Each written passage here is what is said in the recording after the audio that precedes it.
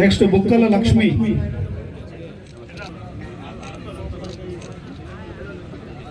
Next ఇవాళ అధికారులు ఇచ్చిన తర్వాత దాదాపు వేమనపల్లికి ఒక 74,88,000 రూపాయలు అయితే రేపు పోయింది నాడ డిస్ట్రిబ్యూట్ చేస్తున్నా. దాని కాక ఇవాళ 3,25,00,000 వరకు చెక్కులు పంపిణీ చేసే కళ్యాణ లక్ష్మి ఇంకా షాదీ ముబారక్ సంబంధించిన చెక్కులు ఇప్పుడే మీ అందరికీ డిస్ట్రిబ్యూట్ చేసే కార్యక్రమాలు ఉన్నాయి. మా అధికారులు అనౌన్స్ చేస్తారు మెంబర్స్ని, మీరు దయచేసి పైకి రండి, ఎవరెవరికి చెక్ చేయాలో ఇచ్చేస్తా.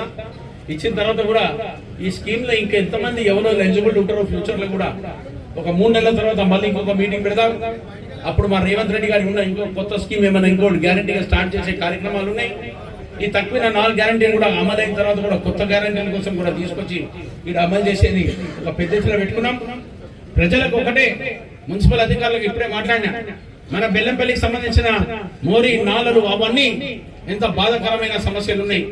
ఎక్కడెక్కడ రోడ్డు కూడా ఇచ్చేసేటుంది. దవాఖానాలో ఏ సింగరేణి దవాఖానా కూడా ఇబ్బందులు ఏమేమి ఉన్నాయో దాన్ని కూడా దూరం చేయాలి. ప్రజలకు ఉన్న కష్టాలను ఎంతో తొందరగా దూరం చేస్తేనే ప్రజల నుంచి ఒక విశ్వాసం పెంచుతుంది. దీన్ని పెంచనీకినే మనం అందరం కలిసికట్టి పనిచేస్తామని మీ అందరికీ మళ్ళొకసారి విశ్వాసం ఇప్పిస్తూ మళ్ళొకసారి మీకు హ్యాపీ న్యూ ఇయర్ చెప్తూ ఇనాగ్రేషన్ చేసి వచ్చిన కన్సర్న్ అధికారులతో నేను రిక్వెస్ట్ చేసిన, మనం అందరం కలిసికట్టి పనిచేసుకుందాం. ఇక్కడ మన దగ్గర డెమోక్రసీ అనేది ఉన్నది, రెండోది ప్రోటోకాల్ అనేది ఉన్నది.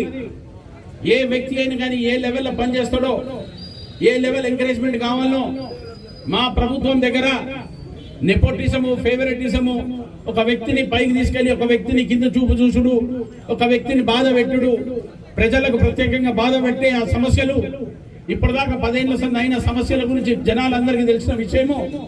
దీని గురించి నేను ప్రత్యేకంగా అందరికీ మనవి చేసుకుంటున్నా, మీరు 1% ఎవరితో భయపడేది అవసరం లేదు.